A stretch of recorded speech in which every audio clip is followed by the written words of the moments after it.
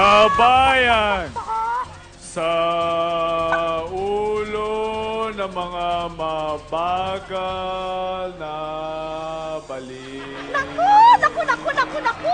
Ang bagal naman yan, how di Karabaw, ako na nga. Sa ulo ng mga nagbabagang chismis, nagbalik na sa Masagana Farm sinasali po sa Ani at Kinit. Kaya ang tanong ng sangkatabuhan, anong magiging epekto nito sa planong destabilisasyon ng Masagana Farms? Boss Hugot!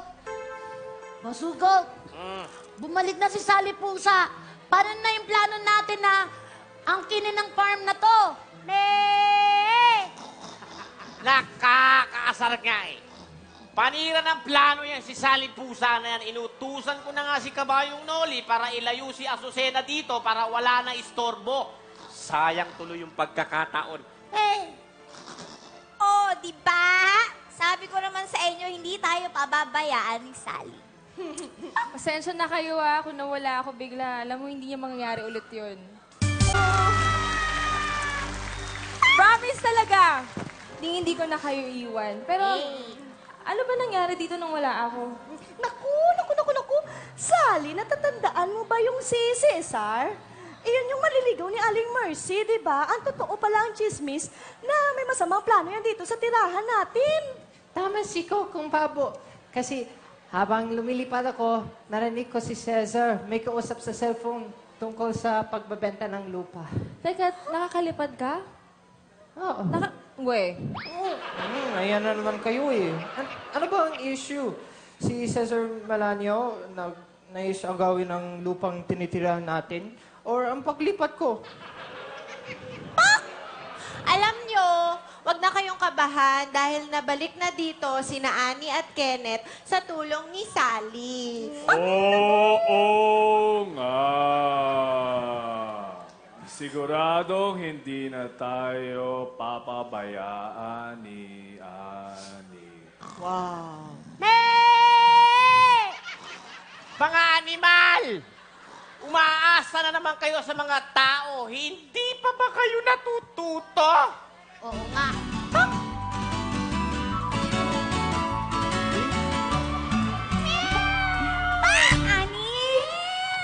Annie!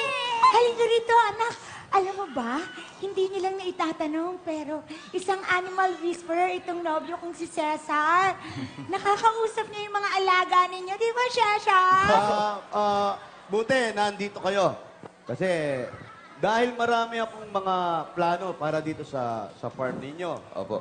Unang-una, ang gusto ko sana mailipat ang mga hayop na ito sa kalusugan.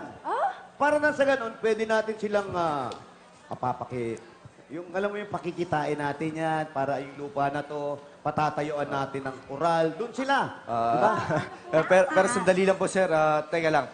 Hindi nyo po pwedeng ilagay sa maliit na lugar yung mga hayop. Kasi po mas makakatulong po sa kanila at makakabuti po sa kanila kung nakakahinga po sila ng maayos, nakakagalaw po sila ng maluwag. Hindi totoo yan. Opo. Kenneth, hindi totoo yan. Ang sabi sa akin ng mga hayop na yan, mas gusto nila doon sa kulungan. Yung nakakulong sila, parang ang pakiramdam nila, safe na safe sila. Yun ang sabi nila sa akin. Teka, Nay. Wala po ba kayo doon? Hindi ba mukhang masaya naman yung mga alaga natin sa kalagayan nila? Anak, banata naman ang loob ko kay Cesar. Alam niya kasi na, alam ko na totoo yung sinasabi niya. At mabuti, ganito na lang, no? Pag-isipan muna natin yung mga plano ko. Okay? Ang gawin natin, pumunta na tayo doon. At sa ganon, makita natin yung lupain at para ma-share natin na plano ko magkaroon ng yung mall. Halika rito. Halika rito. Halika. Halika, Kenneth. Sally Pusa, kinakabahan ako sa mga plano ng Cesar na yun para sa Masagana Farms. Baka maging katulad ito ng Barangay Paraiso. Isang mabaho at mapulusyong lugar dun sa tinirahan ko sa Maynila. Siyempre, ayoko naman matulad yung Masagana Farms doon. Kaya, Sally, malulungkot ako kapag mangyari sa atin yung nangyari sa Barangay Paraiso. Hindi ako papayag. Huwag kang mag-alala, Annie. Hindi ka namin nahayaan na baguhin ni Mang Cesar ang Masagana Farms. Mabuti naman. Ay! Nakakapagsalita ka?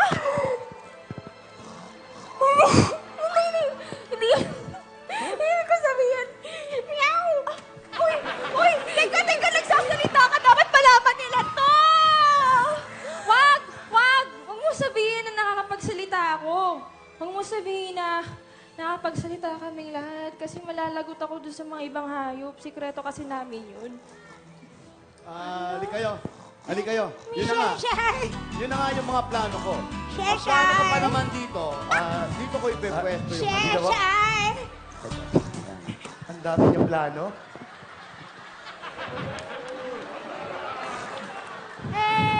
Ito naman Sali pusa, kailangan na tayong umarap ng paraan para paalisin niyang Cesar na yan bago niya agawin sa atin yung farm. Alam mo, tama ka. Kakausapin ko si Annie. Ilalayo ko sila kay Cesar. Takutan niyo na lang si Cesar. Tama. Meow! Meow! Annie, tulungan mo ko. Ilayo muna natin sa Aling Mercy at Kenneth kay Mang Cesar. Sige. Akong bahala. Kenneth! Nanay, tatay! Ay! Tatay, hindi pa pala. Wala pala. Tara na sa kubo! Tulungan niyo ako magluto ng tanghalian. Tara. Sige, halika. Magluto tayo. Tara po, magluto po tayo. Ayan. Ganito ang gagawin natin. Dito ko nung ilalagay. Ngayon, pag-widening natin to. Para nang ganon, lumuwag yung kali na yan, tapos tataasan natin yan. Isang malaking mall ang ilalagay natin dyan, para nang sa ganon, maging maayos na Mga hayop, kailangan na natin. Sandali. Pagkakataon na natin to. Parang ako na lang ang nandito. Nasaan na ba yung mga kasama ko? Nako, ano ba yan? Ako na lang natira dito, kausap. Pati yung mga hayop, iniwan ako ng mga hayop na yan. Yan ang akala mo! Sino yan? Hindi ako natatakot sa'yo. Kala mo matatakot ako sa'yo? Kahit sino ka, kahit wala namang mga tao, hayop dito, nag-isa lang ako, may nagsasalita. Pero hindi totoo yan. Padali lang. Shena! Shena! Pak! Hindi ka na matutulungan ng alaga mong aso, Pak! Sino bukbok? Oo nga, dahil iniwan ka na niya. Wow, bilis mo na. Hindi ba lagi ka nagpapanggap na nakakausap mo kami? Pwes! Tutuparin namin to sa'yo. Bilang parusa. Napagnilila ka kasi. Hoy! Yun na yan! Hindi! Hindi totoo yan! Hindi ako taruso! Hindi ako nagpapanggap! Hindi ako sakin! Lubayan niyo ako! Lubayan mo, dadaya, taruso! Animal! Huwag kang magmaang-maangan pa sa amin. Pare-pareho lang kayong mga tao.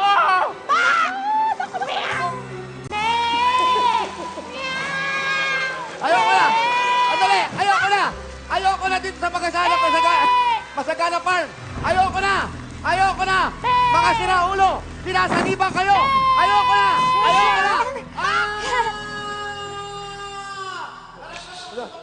Cesar! Ano nangyari kay Cesar? Ba't parang nabaliw na yun? Cesar! Wala, nabaliw. Cesar! Cesar, wag mo akong iwanan! Nako, parang nabaliw na yata yung Cesar na yun, ah. Cesar! Naku, Nay! Kalimutan mo na siya. Hindi naman siya para sa'yo. Tsaka nandito naman kami ni Kenneth. Si Cesar! Ay, tara na sa kubo. Umalis na si Cesar! Oh! Wala Oh, na si diba? Cesar! Hoy, guys! Ang galing natin, guys. Naitaboy na natin yung Cesar na yun. Tama! Buti na lang, nandito yung boss hugot ko! Oo nga. Ang galing ng plano niya. Sa susunod, makikinig nga kami sa mga plano niyo, Hugaw. Sali! May Pero, alam mo- May Ha? ginawa ako. Oo nga eh. Sali, siniway mo ang batas nating mga hayop. Ibinunyag mo kay Annie ang kakayahan nating magsalita. Hala! Bakit mo ginawa yon? Hindi ba't sikretong malupit natin yon. Eh, ginawa ko na naman kasi yun. Ba't ba nabubulol ako? Para sa atin. At saka mapagkakatiwalaan natin si Annie. Kahit na! Pasensya ka na, Sally, pero dahil sa paglabag mo sa batas bilang batas ng mga hayop, hindi. Tinataboy ka na namin bilang kasapi namin. Let's go! Ay, naku. Paano na to? Mukhang ikinabahamak pa ni Sally ang pagtulong niya sa aming mga hayop. Ano nang mangyari sa Masagana Farms kayong si Hugot na ang leader ng mga hayop dito? Abangan niyo yan sa aming pagbabalik sa Kantaserye Princess Bukid Love, ha?